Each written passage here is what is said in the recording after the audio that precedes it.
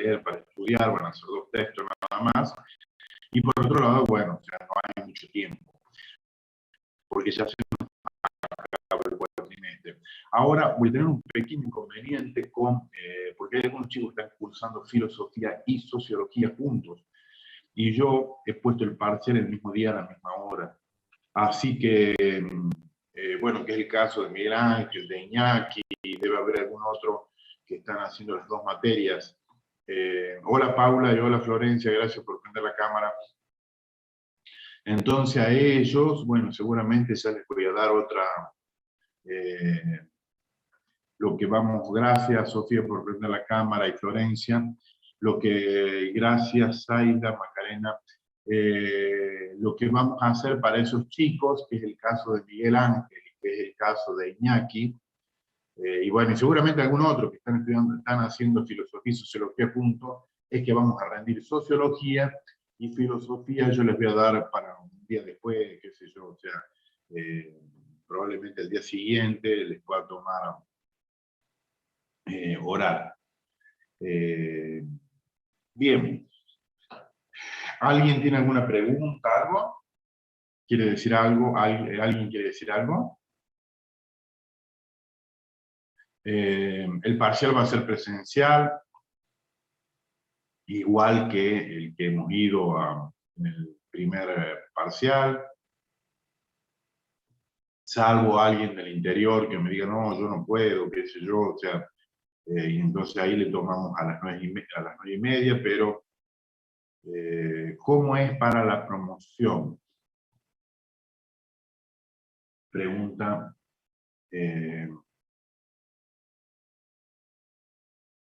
Pregunta.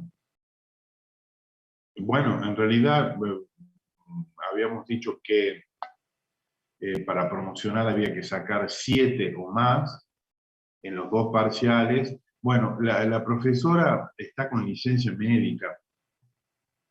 Lo más probable es que no tengamos clases prácticas, o sea que únicamente nos quedan estas 2 clases, esta y otra más el próximo martes, y no tengan clase los viernes. Esperen que... A mí me parece que la admití. Bueno, o sea que vamos a tener clase este martes, el otro martes, y no tengan clase los viernes. Así es que, creo yo, todavía no me... O sea, no me confirmó la profesora, pero bueno, está con pedido médico, y probablemente el médico le dijo que no vuelva hasta final de año. O sea que nos quedamos sin trabajos prácticos y únicamente vamos a tener las clases de los martes. Este martes y el próximo martes, y después ya al martes siguiente, después del fin de semana largo, ya hacemos el parcial ya final. Bueno, yo les comentaba, para promocionar hacemos 2 parciales, hay que tener 7 o más, y bueno, y los trabajos prácticos que la profesora me pasará de los que haya hecho.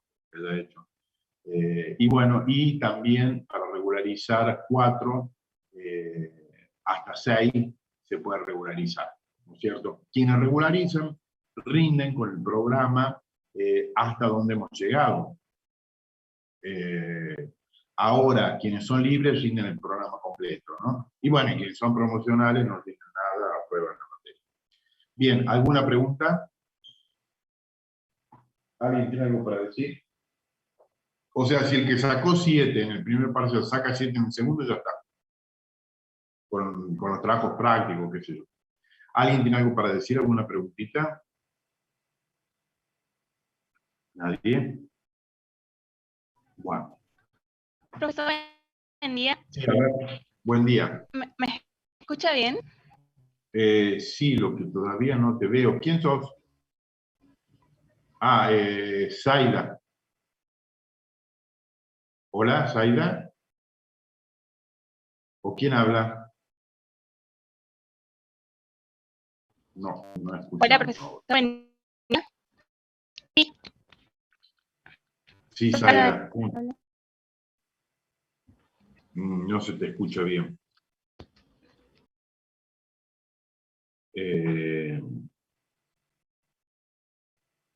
¿Querés decir algo, Zaida? Si querés a lo mejor ponerlo en el chat, a ver si... Si podemos ver qué querés decir, porque no se escucha bien. Hola Carlos, te estoy viendo, gracias por prender la cámara. Bueno, y acá estoy descubriendo otra alumna que también está haciendo filosofía, que no prendió la cámara, que es María Peñaranda. O sea que María también, el martes 23 hacemos parcial de sociología y filosofía, ya veo si les hago el día siguiente. Bueno, Zaida, ¿podés poner en el chat? Así te escuchamos la pregunta que querías hacer.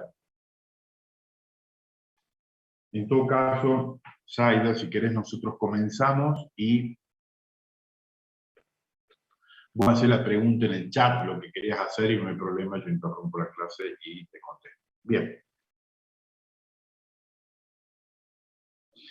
Nuestro autor, nuestro padre fundador de la sociología que hoy abordamos, se llama Max Weber.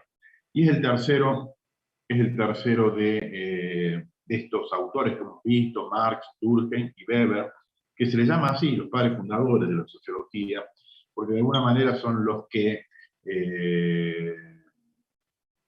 a partir de la cual su pensamiento, la sociología se desarrolló, ¿no es cierto?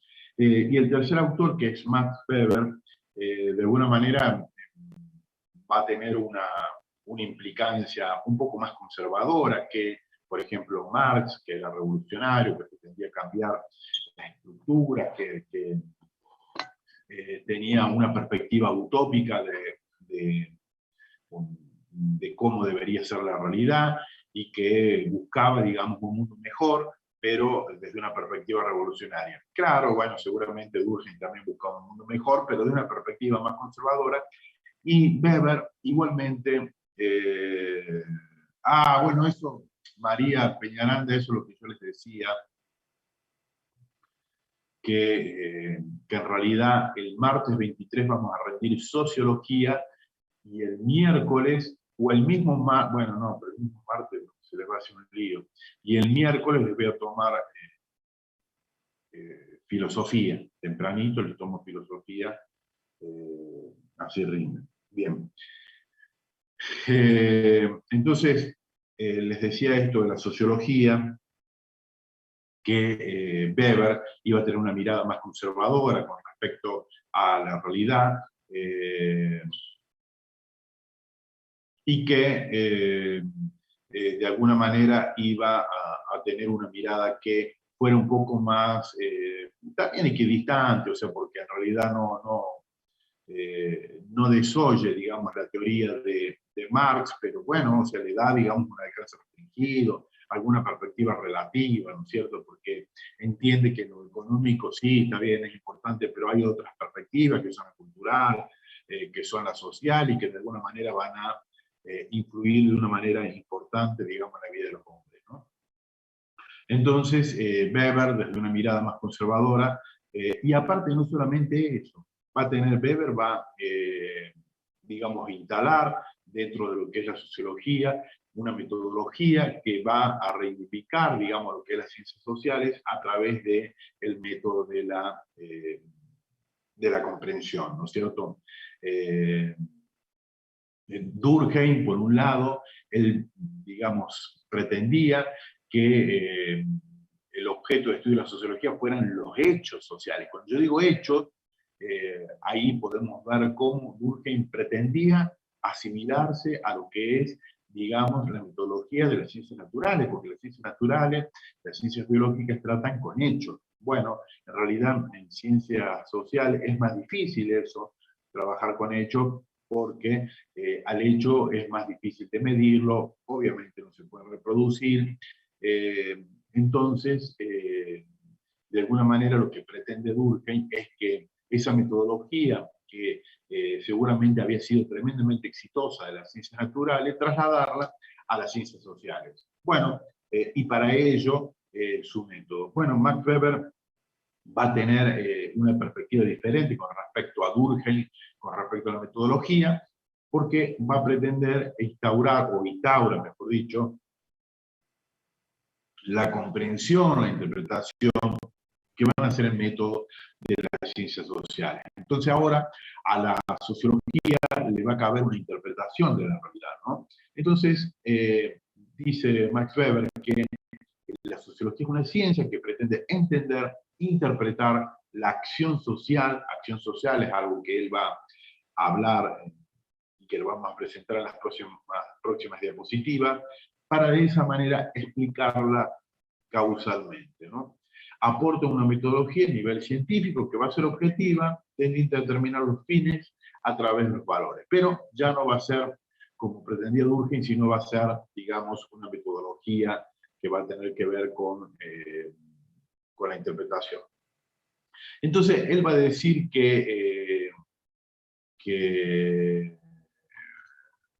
Zaida, te estoy mirando ahí ahora. ¿Querías preguntar algo, Zaida?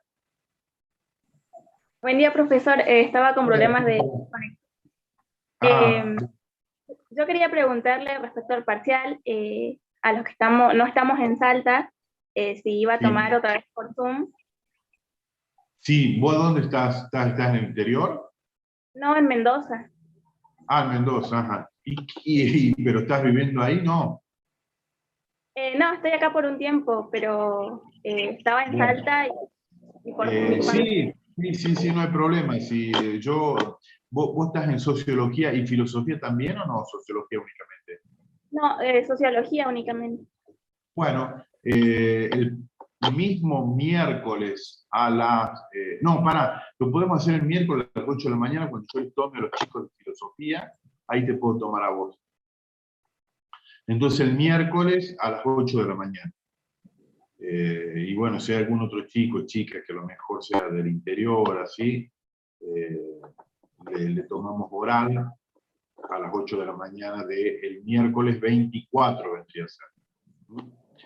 Bien. Bueno, Saida, entonces el miércoles 24 te tomo a vos, y si hay alguien, a vos y a...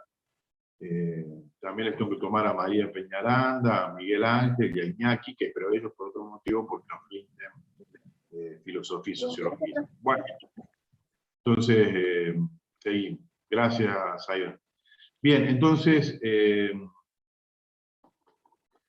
lo que dice Max Weber es que la sociedad va a ser un conjunto de valores, una especie de concreto cultural en el que conviven cosmovisiones diferentes, ¿no? Fíjense cómo, de alguna manera, Max Weber, de alguna manera, pone otra perspectiva a lo que es la sociología, ¿no?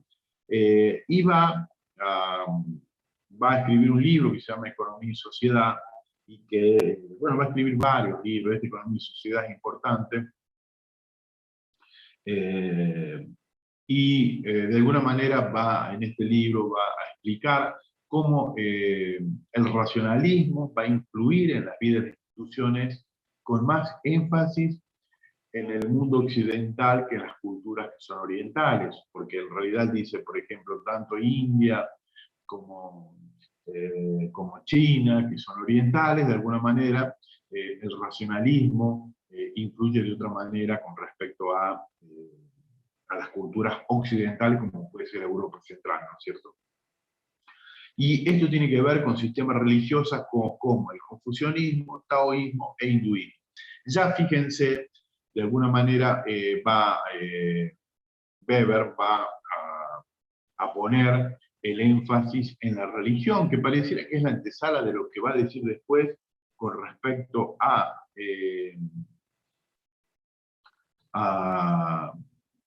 su teoría, que va a explicar por qué el capitalismo se va a desarrollar con mucho énfasis en Occidente y en Oriente no. Bueno, hoy en día ustedes saben que China tiene una apertura hacia el capitalismo, ¿cierto? Pero es, digamos, medida, ¿no es cierto? Sin embargo, otros países, bueno, India también, pero digamos que este desarrollo del capitalismo que se dio en Occidente, Max Weber se lo atribuye a una religión que es el protestantismo. Fíjense cómo lo interesante que es la postura de Max Weber, porque, no sé, no es común escuchar que que podamos decir que el desarrollo del capitalismo se lo podamos adjudicar a una religión, ¿no es cierto? O sea, cómo unen causas, en este caso religiosas, con las económicas, ¿no es cierto? Que es una perspectiva bastante interesante que nos propone Max Weber. Que ya vamos a decir por qué, porque en realidad dice que el protestantismo fortalece, no se tiene como doctrina el ahorro, inversión, enseñando el desenfreno de los gastos implicados. Entonces, esto dice él, en realidad los colonos que vinieron a conquistar América del Norte tenían esta religión y por lo tanto acumularon y desarrollaron el capitalismo, pero esto ya viene en unas diapositivas siguientes, ya lo vamos a ver un poquito mejor. Pero bueno, a primera instancia lo que decíamos como la racionalidad va a influir de una manera más fuerte en las culturas occidentales que en las orientales, y esto ha provocado, dice Max Weber, un desarrollo del capitalismo, ¿no? Y que estos sistemas religiosos, como son el confucianismo, el taoísmo y el hinduismo, han tenido, digamos, algún protagonismo dentro de del no dejar de este proceso de racionalización del mundo, que de alguna manera entre de una manera mucho más fuerte en los países orientales, ¿no? Bueno, en realidad Max Weber, yo les decía a primera instancia que Max Weber va a tener a la sociología como una ciencia que va a interpretar la acción social para explicarla, digamos, causalmente, y es por eso que en realidad va a desarrollar esto que él llama acción social, y que va a ser cuando una conducta va a tener significado y que va a estar orientado hacia otras personas. En realidad, la mayoría de las acciones tienen significado, o le atribuimos, mejor dicho, no es que tengan, sino que le atribuimos significados en nuestra interacción con las otras personas, ¿no? A ver, vamos a ver alguno que tenga, a ver que pueda. Agustín, ¿qué acción podríamos, estás ahí Agustín? Agustín Púmara, ¿así es el apellido? Sí. ¿Estarás ahí? Hola, profe. Sí, sí, Hola, sí. Agustín. Agustín, a ver, contame, mira, o sea, lo que tenemos un poco que nos cuenta Max Weber es que las acciones le atribuimos significado. ¿Vos nos podrías decir alguna acción que le podamos atribuir algún significado, cualquiera de nuestra vida social, que vos digas, esto significa tal cosa, esta acción significa tal cosa? ¿Me podrías dar algún ejemplo?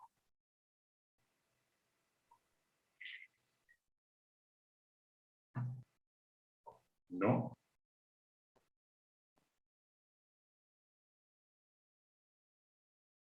Si alguien quiere dar un ejemplo, me dice. ¿No se te ocurre nada, Agustín?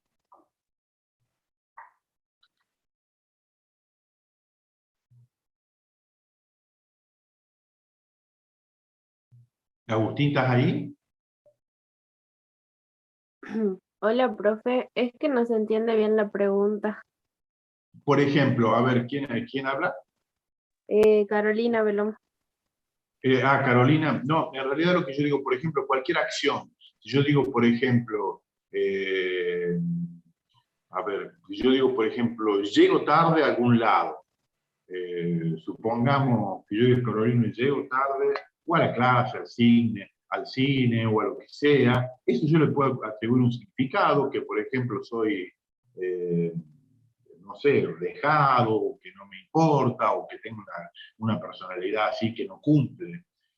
Yo puedo decir, por ejemplo, con la ropa, por ejemplo, la moda también es un objeto de estudio de la sociología, de la sociedad, ¿no es cierto? Yo puedo decir, no, bueno, es que a lo mejor si yo tengo, qué sé yo, 54 años, me pongo un vaquero, quiero hacer por decir una mala palabra, pero quiero hacer el joven.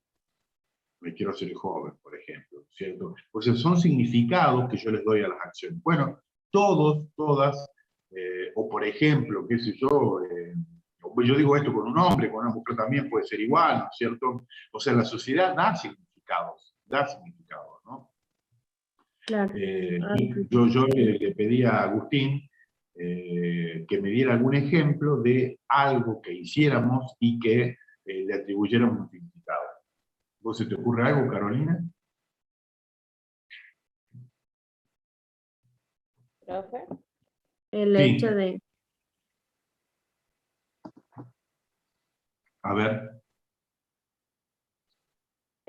a mí me ocurría, por ejemplo, los roles de género, que cierta ropa se le atribuye, por ejemplo, al género femenino. Perfecto, bien, Carolina. Eso podría ser, o sea, qué sé yo digo, bueno, si, bueno, los hombres no usan polleras, salvo en Escocia, qué sé yo, pero bueno, si yo me pusiera una pollera, la sociedad atribuiría un significado a eso, ¿no es cierto? A que supongamos que soy gay o no, qué sé yo, no sé, cualquier cosa, pero sí atribuiría significado. Si yo voy a un colegio religioso y una mujer usa la pollera medio corta, bueno, ¿qué dirá la monja? Ay, no, bueno, o sea, no corresponde porque está mostrando mi cuerpo, qué sé yo, o sea, hay significados, ¿no? O sea, y así a todas las cosas que hacemos nosotros tienen significado. Si yo, por ejemplo, supónganse que entro tarde a la clase de hoy día. Y bueno, ¿y qué significado pueden ser que ustedes le asignen? Puede ser que ustedes digan, no, pero qué impuntual el profesor, llega tarde, qué sé yo, o no, o puede decir, no hay problema, capaz que se durmió, le pasó algo, si empezamos 5 minutos no importa, pero siempre hay un significado, ¿no es cierto? Yo les comentaba ayer en la clase que, por ejemplo, en sociología, al parcial llegaron 2 personas tarde. Entonces, cuando llegan, yo inmediatamente pienso bueno, que medio como que llegaban como que no les importaba, llegaban tarde, bueno, después se acercan, me dice con el interior y que se la ve que el colectivo, qué sé yo. Entonces, cambia el significado de las acciones, ¿no es cierto?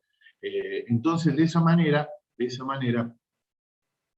cada cosa que hacemos, de alguna manera, tiene significado, ¿no? Las acciones de los hombres, pero no es que tienen, nosotros, a ver, la sociedad le asigna significado, no es que ya los tiene.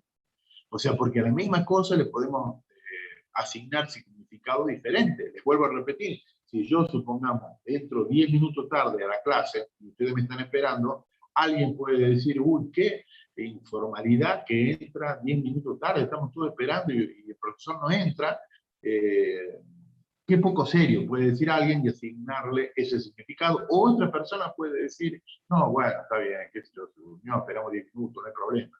O sea, son significados. Y así cada cosa que hacemos nosotros tiene significado, digamos, le asignamos, no tienen, no, perdón, tienen no es la palabra, le asignamos, porque en realidad, de alguna manera, lo que quiero mostrarles es esto, cómo la sociedad es la que le asigna significado. Con respecto, bueno, a lo que dijo Carolina, algo le nombró del rol de la mujer, si no mal escuché, y fíjense cómo ha cambiado la perspectiva de género y cómo hay una mirada con respecto a la mujer que ha cambiado, ¿no es cierto? Bueno, se me pasa por la cabeza que aquí en Salta, ustedes vieron, hay ahora varias choferes de colectivos mujeres, ¿no? Bueno, quizás en otro momento hubieran dicho, choferes mujeres, no sé, hubieran dicho primero desde que a lo mejor no saben manejar o otra cuestión, y sin embargo, nuestra perspectiva, bueno, que probablemente a lo mejor también lo pueden decir hoy día, pero la perspectiva de género que de alguna manera hoy es bastante más popular, nos lleva a pensar otra cosa, que es una reivindicación de la mujer, porque en realidad la mujer, ¿por qué no puede manejar un colectivo? ¿Qué tiene de diferente a un hombre para no poder manejar un colectivo, digamos, supongamos? Entonces, toda esa perspectiva, ese hecho, le asignamos connotaciones diferentes. Y en otro tiempo hubiéramos dicho, no, una mujer que vaya a lavar los platos, qué sé yo. Hoy no decimos eso. O sea, a ver, la sociedad no es que nosotros, la sociedad tiene una otra mirada con respecto a la mujer, ¿no es cierto? bueno, que siempre debería haber sido así, que obviamente estamos a favor de la igualdad del hombre y la mujer, y que hay socialmente, hay significados bueno, que son de alguna manera que van a someter a la mujer, ¿no? Porque en realidad, ¿por qué una mujer no puede manejar un colectivo? Bueno, no sé, alguien puede decir, bueno, no, pero si un colectivo se le pincha la goma, una goma, digamos, capaz que una mujer no la puede cambiar. Bueno, no lo sé, pero en realidad se pueden buscar alternativas para sortear esa dificultad. Porque no sé si uno solo puede cambiar la goma de un colectivo. Por eso, y cuán frecuente es que se pinche la goma de un colectivo. Bueno, entonces, o que por ejemplo, bueno, la mujer a lo mejor alguien puede decir, no, pero el hombre, si pasa algo colectivo, a lo mejor el hombre sabe más de mecánica, bueno, no, también puede saber más de mecánica. O sea, una mujer también puede estar preparada, prepararse para... Entonces, fíjense cómo le asignamos a la mujer, en este caso, mejor, vuelvo a repetir, la sociedad tiene una perspectiva que en otro tiempo no lo hacía, ¿no es cierto? Entonces, fíjense, cada acción social tiene una mirada o un significado. La sociedad le da un significado. Entonces, Max Weber va de alguna manera a distinguir dos tipos de acción. Una acción que una conducta, una le llama acción, va a ser una conducta humana siempre que el sujeto de la acción le hace a ella un sentido subjetivo. Bueno, puede ser este el ejemplo que yo les digo, que diga, por ejemplo, la acción de que una mujer maneje un colectivo, que yo, el sentido que diga es que no, me parece bien porque, digamos, atravesamos un tiempo en que la mujer y el hombre tienen una igualdad de género que, bueno, que respaldamos, por ejemplo, o no, puede decir lo contrario, ¿no es cierto? Nosotros estamos a favor de la segunda, de esto, de la igualdad del hombre de género y del hombre y la mujer, pero bueno, puede haber alguien que diga que no, puede decir que yo no sé, la mujer maneja mal, que le asigne otro significado a esta acción, ¿cierto? Pero en realidad él llama acción a cuanto hay una conducta humana y se le asigna un determinado significado. Y por otro lado, una conducta puramente reactiva, cuando el comportamiento automático que implica procesos no pensados. Si se presenta un estímulo y la conducta se origina. Si yo, por ejemplo, estornudo, bueno, si yo estornudo y no me tapo la boca, o sea, es una conducta puramente reactiva. Bueno, ahora puede ocurrir que yo me tape la boca así, digamos, entonces eso es alguna conducta que ya se le puede asignar un significado. ¿Por qué? Bueno, yo digo no, porque en realidad, culturalmente, nosotros sabemos que bueno, que por ejemplo estornudamos y no tenemos que ponernos las manos así, porque en realidad si ponemos la mano estamos llenando de virus nuestra mano y después nosotros le damos la mano a alguien y contagiamos un momento que estemos resfriados. Entonces, nosotros asignamos eso, ¿no? O sea, yo puedo decir a alguien que a lo mejor se tapa la boca con la mano cuando estornuda, puede decir qué persona imprudente, ¿cierto? Y cuando pone, digamos, con un gesto así, puede decir, ah, qué persona prudente, porque en realidad lo que está cuidando es que no queden gérmenes en su mano, ¿no? Entonces, Max Weber distingue estos dos tipos de acción social, que por un lado es la acción y la otra una conducta puramente reactiva. Pero va a hablar de los actos del hombre y va a decir que lo va a dividir en actos racionales, pero con respecto a un fin, ¿no? Y entonces, a un fin, a un valor, o a un afecto, o un acto tradicional. Esa va a ser la clasificación de los actos del hombre. Y la primera de las clasificaciones, que es acto racional respecto a un fin, él va a decir, por ejemplo, bueno, si usted con el ejemplo para entender bien, el del general que quiere obtener la victoria para su ejército, y en este caso el actor consigue el fin de una forma clara y combina los medios para lograrlo. O sea, tiene una idea y racionalmente va en busca de eso para lograr un objetivo. Después tenemos el acto racional con respecto a un valor. Por ejemplo, el capitán al que se le hunde el barco junto con él y solamente se hunde él por su honor. Ustedes saben que hay códigos en el ámbito de la Marina que cuando se hunde un barco, el capitán es el último en salir del barco.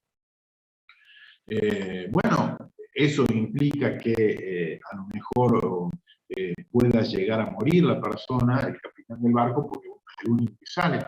Y yo me acordaba que hace un par de años en las costas de Italia, si no me equivoco, se había hundido un barco y el capitán había salido primero que todos.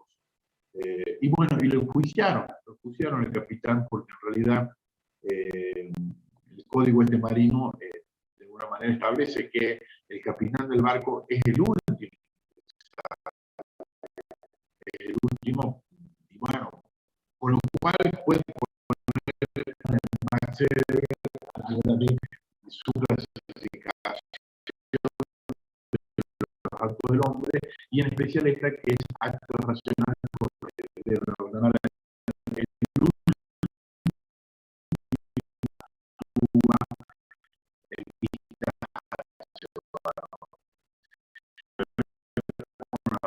afectivo o emocional. Bueno, el libro dice un ejemplo bastante desactualizado, porque obviamente si yo les digo esto, ustedes me van a decir, qué mal, esto no se hace. El ejemplo del libro dice, esta conducta es dictada por un estado de conciencia o por un estado de ánimo o humor del sujeto que actúa. Es, por ejemplo, la bofetada que le da la madre a un hijo porque se ha portado mal, de tal manera que llega a perder el control de su madre. Bueno, en realidad no es un buen ejemplo, porque en realidad no deja una cachetada, no deja de ser violencia, aunque bueno, por ahí a lo mejor algún padre, madre, a lo mejor puede dar un chirlo a su hijo, pero habitualmente no está bueno que se use la violencia a la hora de educar a los hijos. Eso nos diría la pedagogía contemporánea. Bueno, el ejemplo nos pone eso, cuando la madre se cansa, que ocurre un montón de veces, se cansa y le pega una cachetada al hijo, ¿no es cierto? Bueno, un método probablemente de las madres más grandes, pero en realidad hoy en día nuestra pedagogía, vuelvo a repetir, nos diría que no es bueno, que en realidad no hay que usar la violencia para educar a los hijos. Entonces, ese es otro tipo de... Pero podríamos poner otro ejemplo, ¿no? En un acto afectivo emocional, qué sé yo, cuando digamos alguien pierde el objetivo, alguien se enoja y alguien hace algo que a lo mejor no corresponde o que no está tan bien, ¿no es cierto? Qué sé yo la vez pasada voy a la UNSA y no me dejaban entrar porque ustedes saben que hay que mostrar el documento y uno tiene que estar anotado. Por ejemplo, ahora cuando ustedes vayan a rendir, el día antes se pasa un listado de alumnos que van a rendir para que ustedes con el documento los dejen pasar. Ustedes muestran el documento y los dejen pasar. Bueno, también la vez pasada me enojé porque en realidad no me dejaban pasar, y en realidad yo voy todos los días, porque soy empleado administrativo también, personal de apoyo. Entonces, medio que levanté la voz, a lo cual después le pedí disculpas, levantó la voz porque en realidad no correspondía. Pero bueno, podríamos poner como ejemplo de cosas que no se deben hacer, un acto del hombre que sea afectivo, emocional, donde mis emociones entran en juego y yo tengo una respuesta un poco empujada por esas emociones, ¿no? Y por otro lado, un acto tradicional es aquel dictado por las costumbres, los hábitos, por las creencias que hacen como segunda naturaleza del individuo. En este caso, el actor no consigue un valor, no es presentada como un fin y se siente afectado por una emoción, sino que se conduce así por una prolongada práctica. Bueno, tradiciones, siempre se me viene a la cabeza nuestra tradición de la fiesta del milagro, que de alguna manera podríamos poner como ejemplo desde alguna perspectiva, porque puede ser un acto tradicional, aunque bueno, otros dirán, no es un acto tradicional, es un acto que es a lo mejor lleno de fe y hasta racional, podría decir alguien. Pero bueno, por ejemplo, todas las fiestas que tienen que ver con Güemes, de alguna manera se transforman en tradicionales, ¿no? Porque bueno, todos los años hacemos una repetición de determinadas cosas. Bueno, Max Weber va a hacer en su libro Economía y Sociedad alusión a los partidos políticos y va a decir que los partidos políticos son estructuras de lucha por el poder y son elementos de estratificación más complejos, ¿no? También en este libro también va a abordar el tema de la autoridad, y la autoridad en el ámbito de la democracia, que va a decir que la democracia es la forma de gobierno que mejor distribuye la autoridad en una comunidad y es el medio más apto para generar líderes políticos en forma dinámica, ¿no? Porque en realidad en el Power siguiente y en el libro Economía y Sociedad ya va a hablar de tipos de liderazgo, pero bueno, acá ya nos anticipa que la democracia es lo que va a generar líderes de alguna manera, de una manera dinámica y una manera legítima, ¿no es cierto? Que la autoridad va a ser una forma de legítima de dominación, y la dominación va a ser la probabilidad de encontrar obediencia dentro de un grupo determinado, ¿no? Bueno, a paso siguiente nos hace una pequeña clasificación, como nos tiene acostumbrado, porque en realidad ustedes ven ya con manera de texto, se van a dar cuenta de que él va clasificando todo, y que va a clasificar los diferentes tipos de dominación.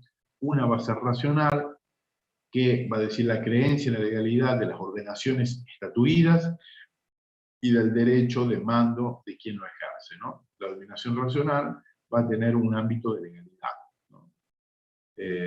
La tradicional se basa en las creencias cotidianas y de las tradiciones inmemoriales, y la legitimidad de quienes tienen este tipo de autoridad, y la carismática, este tipo de autoridad reside en la devoción de los seguidores hacia el carácter excepcional, sano, ejemplar o heroico de los niños. Bien. Miguel Ángel, ¿algún ejemplo de dominación racional podrías darme dentro del ámbito democrático? Porque dice creencia de la legalidad de la ordenación estatuida y del derecho de equivocarse. Sí, yo pensé que podría ser la fuerza de la ley, qué sé yo, la policía, gendarmería, el ejército. No, pero yo hablo bueno, por ejemplo, a lo largo de nuestra historia reciente en política, obviamente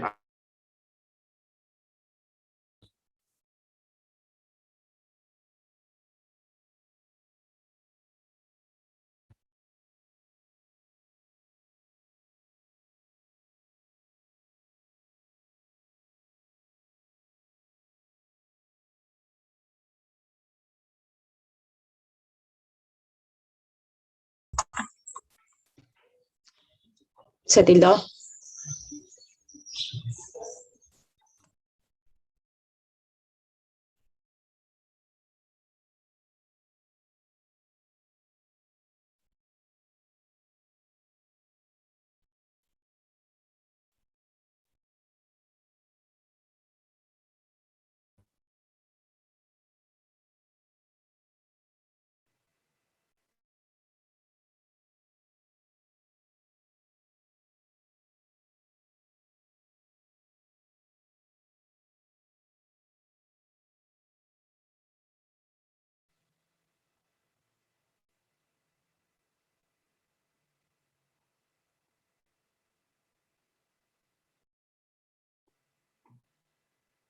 ¿me escuchan?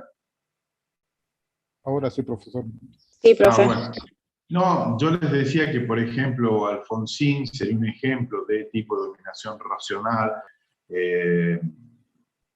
digamos, o los gobernantes, digamos, de la época democrática, ¿no es cierto? Bueno, y a ver, por ejemplo, a ver, si me podrías decir, a ver, algún tipo de dominación tradicional,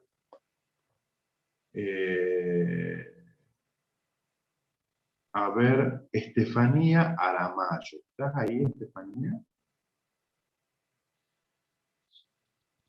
Algún tipo de dominación tradicional. A mí se me ocurre una. Estefanía, ¿estás ahí? Sí, sí estoy. Ahí está. Bien, Estefanía. ¿Se te ocurre algún tipo de dominación tradicional que dice se basa en las creencias cotidianas y de las tradiciones inmemoriales y de la legitimidad de quienes tienen este tipo de autoridad?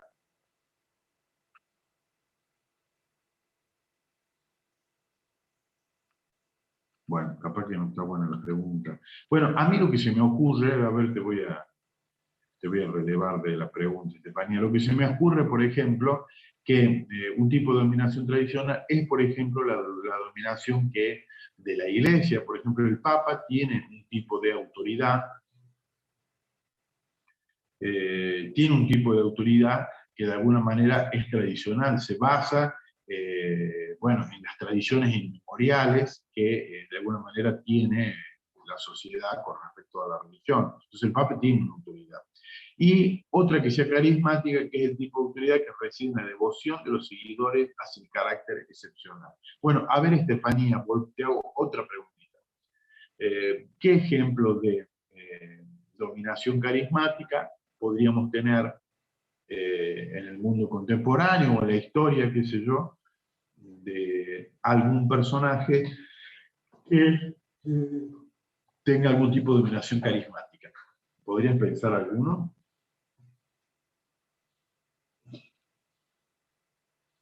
Estefanía. Sí. A ver cuál. ¿Cuál podría ser, Estefanía? ¿A qué se refiere con Tipo de dominación carismática. ¿Qué es de la persona que tiene? Bueno, Mandela, dice Iñaki, muy bien, muy bien. La Madre Teresa de Calcuta, bueno, también por sus actos, muy bien, Iñaki.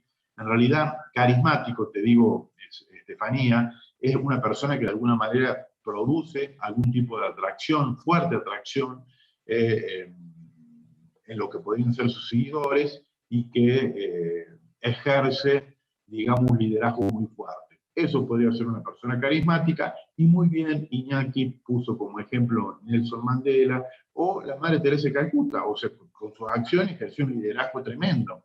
Podríamos poner ejemplos de dominación carismática, a lo mejor negativo, porque Iñaki ha puesto dos buenos ejemplos positivos. Podríamos ponerlo a Hitler, o qué sé yo les decía Alfonsín ha sido un gobernante a partir de 1982, ya falleció, que de alguna manera tenía un discurso que era carismático. Cristina Fernández de Kirchner, sin duda que también es un personaje carismático, ¿no es cierto? Su discurso de alguna manera atrae a los seguidores, bueno, otros lo criticarán, qué sé yo, bueno, no importa. No. Profe, Sí. ¿podría Sí. ser Perón también un ejemplo? Bien, muy bien, muy bien, claro, Perón, sí, no sé quién habló, no sé quién dijo Perón. ¿Quién Yo, dijo? Gaby. Gaby, bueno. Yo. Claro, sí, Perón sería otro gran ejemplo de dominación carismática, ¿no? O sea, está muy bueno el ejemplo, sí, se me pasó ese ejemplo. Pero bien lo que pues son ejemplos de, digamos, personajes de la historia que han tenido un carisma muy importante y que de alguna manera han llevado a seducir a seguidores, ¿no? Y bueno, y por otro lado, Weber, en este libro, Economía y Sociedad, plantea la racionalización de la economía y plantea también que hay una acción económica que tiene que ver con acciones que implican recursos de acuerdo a un plan, ¿no? Y también va a plantear por qué el capitalismo se desarrolla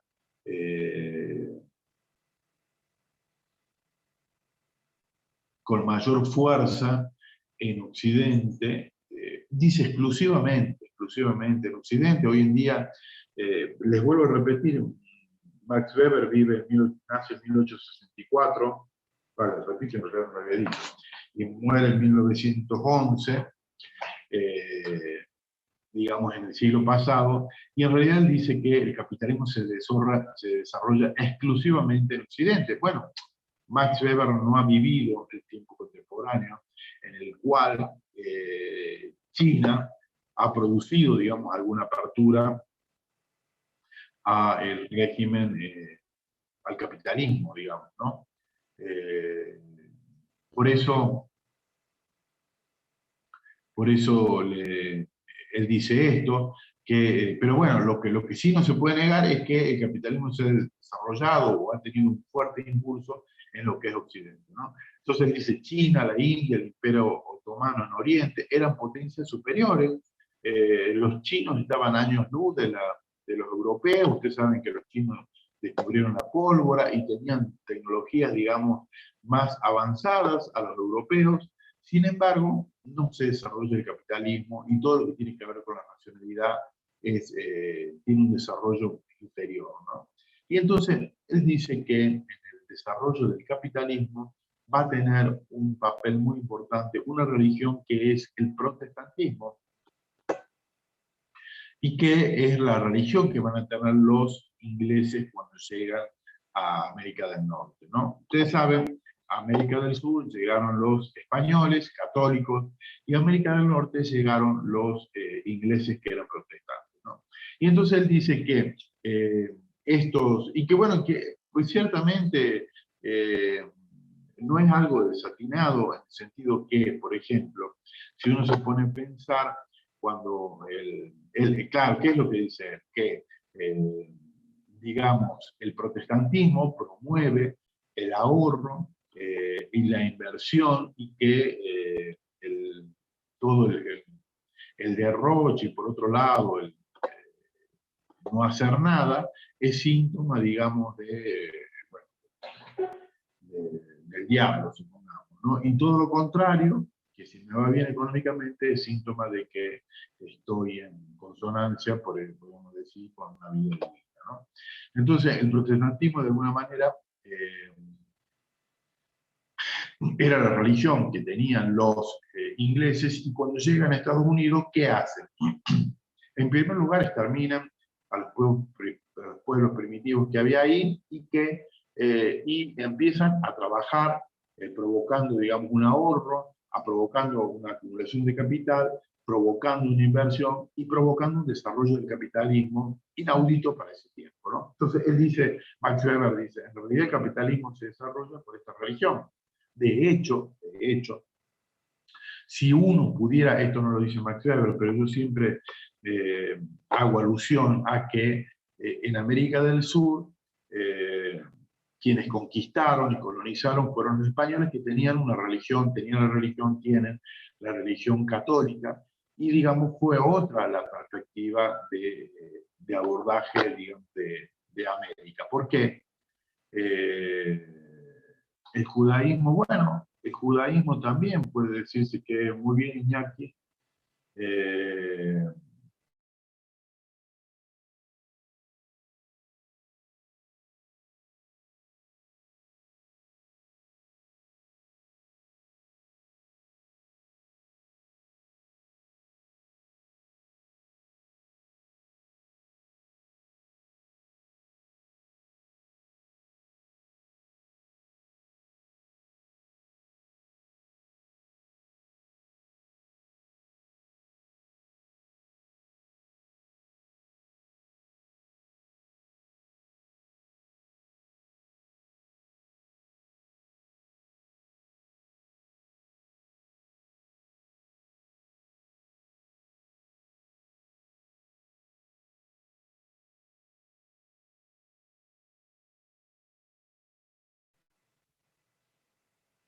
bueno, ¿me escuchan? Sí. Bueno, no tengo buen internet, o sea, hablo y se me va internet, así que voy a tratar bueno, de no extender mucho la clase, porque no sé por qué, pero se me va internet, se ve que no tengo buen internet. Pero sí me escuchan ahora, ¿no? ¿Alguien con la cabecita? ¿Sí? Sí, bien, perfecto, bien. Sí, profe, sí se escucha. Bueno, entonces, un poco lo que les decía, que Max Weber dice que el protestantismo es lo que ha dado impulso al capitalismo en Occidente, y pone como ejemplo a la conquista de los ingleses a Estados Unidos, ¿no? Entonces yo les decía que en América del Sur ha habido un caso contrario, porque en realidad los conquistadores, que eran españoles, digamos, habían producido un despilfarro de todas las riquezas que había habido que habían encontrado, digamos, en América del Sur, porque los españoles que vinieron vivían, se daban la gran vida, digamos, acá en América, y por otro lado, habían fugado ingentes cantidades de oro y plata hacia Europa, de América hacia Europa, hacia España, y bueno, dice Eduardo Galeano que en realidad toda esa, Eduardo Galeano lo que dice que es una metáfora, pero que es bastante válida para que comprendamos la dimensión. Él dice, con todo el oro y la plata que se sacó de América del Sur, podía hacerse un puente de oro entre América y España. O sea, imagínense la dimensión. Es una metáfora, digamos, pero de alguna manera para pensar la gran cantidad de plata que se sacó. Por otro lado, Eduardo Galeano dice que Potosí, que es la ciudad que queda en la base del Cerro Potosí, ahora en Bolivia, que fueron extraídos ingentes masas de gran cantidad de plata, tenía en la época de la conquista la misma cantidad de habitantes que Madrid. ¿Alguien conoce Potosí? ¿Nadie? ¿Nadie ha ido? Bueno, Potosí es un pequeño pueblito hoy de Bolivia, bueno, en ese tiempo correspondía al Alto Perú, y que, bueno, uno desde el pueblo puede ver el cerro de Potosí, y en la plaza habla acerca de la expoliaciones cuando se saca, se nos sacaron a América toda una cantidad de plata, de riquezas, y que bueno, que no quedaron ahí, que no quedaron en América, que fueron a parar a España, y dicen que de España a Inglaterra, porque España le debía, porque habían estado en guerra, le debía plata a Inglaterra, y que esta acumulación de capital es lo que dio origen a la revolución industrial. Esto dicen algunos autores también, digamos, no sé si es tan correcto decirlo, pero Eduardo Galeano dice eso, como por ejemplo que se podría haber hecho un puente entre América y España de oro, para un poco para mostrar la cantidad de oro y plata que se había extraído de América, ¿no? Entonces, y que bueno, y otros autores dicen eso, que la revolución industrial no podría haberse dado sin la grandiosa acumulación de capital que produjo, digamos, esa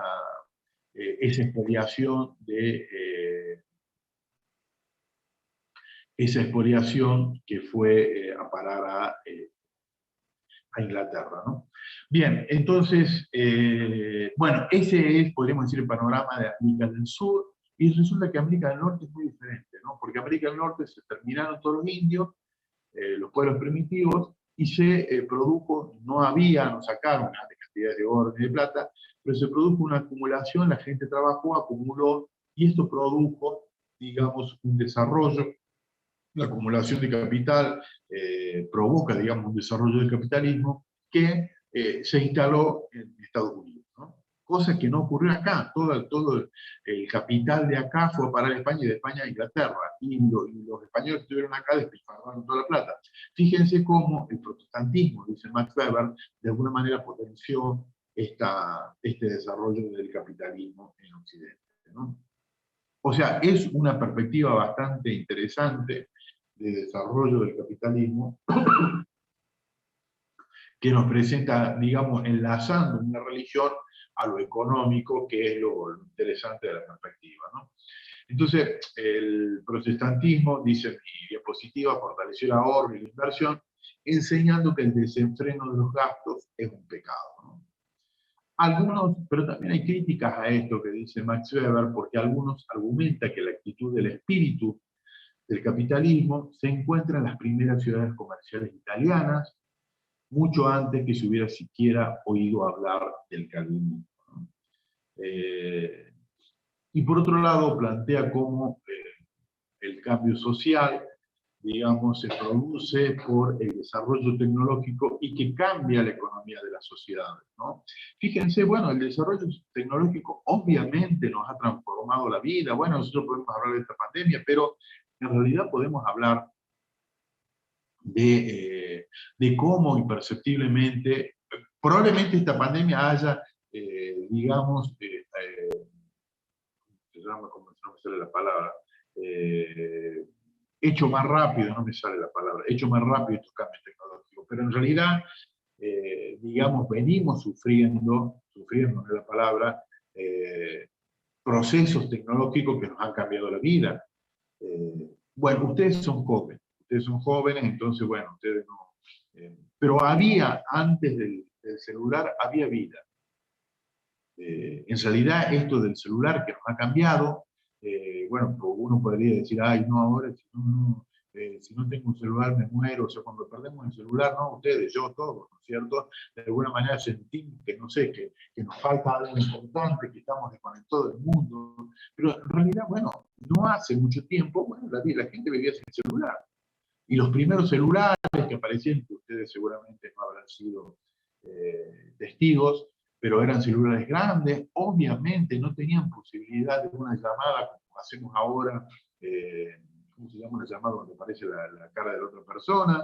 Eso era ciencia ficción, y los primeros celulares que aparecieron, la gente que hablaba por celular era gente que tenía plata, porque en realidad valía mucho. Bueno, hoy en día todos hablan por el celular, qué sé yo, nadie va a decir, pero en realidad antes, por ejemplo, yo me acuerdo de la facultad y entraba alguien hablando por un celular, y era porque tenía una situación económica bastante solvente, de quien hablaba y de quien recibía la llamada, ¿no? Bueno, entonces, cómo la tecnología nos ha cambiado la vida, de hecho, cómo nos habrá cambiado que hoy en día estamos en una clase de Zoom, impensada hace un par de años atrás, a nadie se le hubiera ocurrido, por lo menos en la Universidad Nacional, seguramente la Universidad Católica tiene clases a distancia y probablemente tenían algunas tecnologías un poquito más, o usaban algunas tecnologías más avanzadas que la Universidad Nacional, pero en realidad en la Universidad Nacional nunca nos hubiéramos imaginado que podíamos dar una clase como la estamos dando ahora,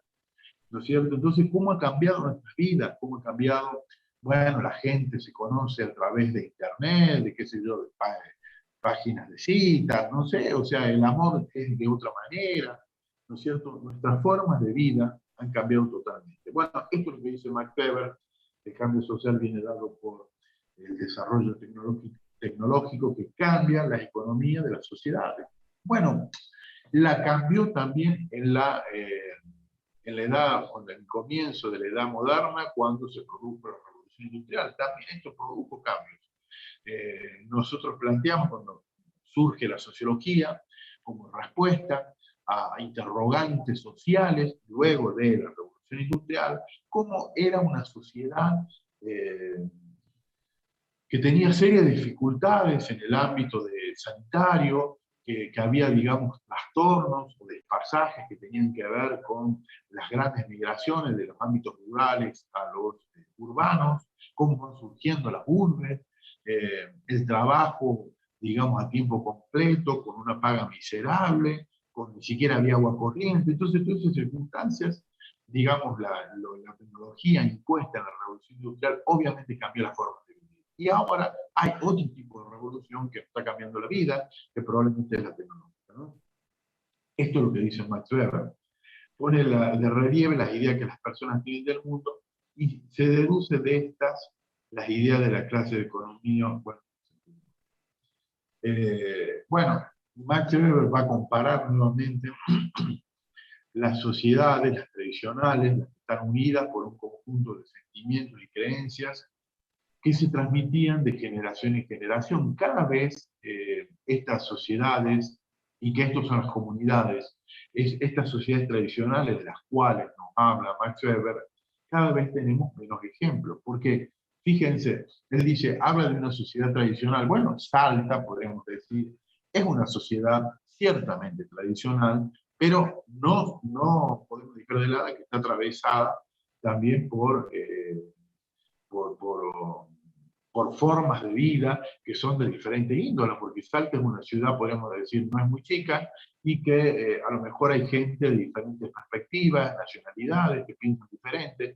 Entonces esa idea de comunidad, donde están todos unidos por un sentimiento y creencias que se transmiten de generación en generación, no podemos decirlo de una manera taxativa, sino de alguna manera, desde alguna perspectiva. O sea, bueno, podemos decir, Salta es una sociedad tradicional, por las fiestas del milagro, ¿no es cierto?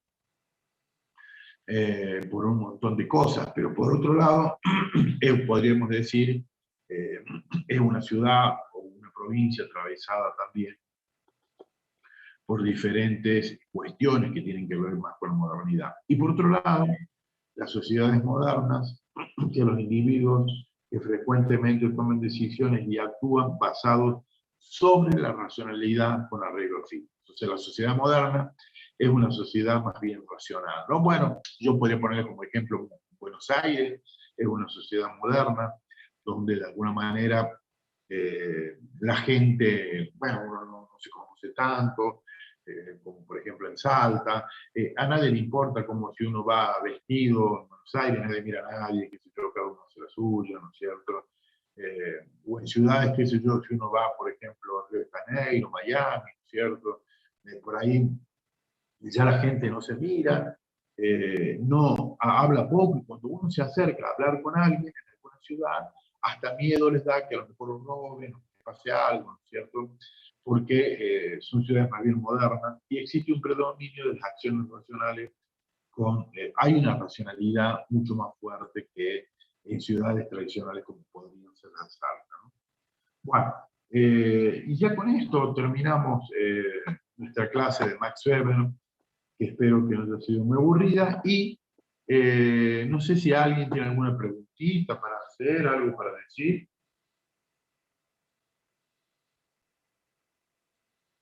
¿Nadie?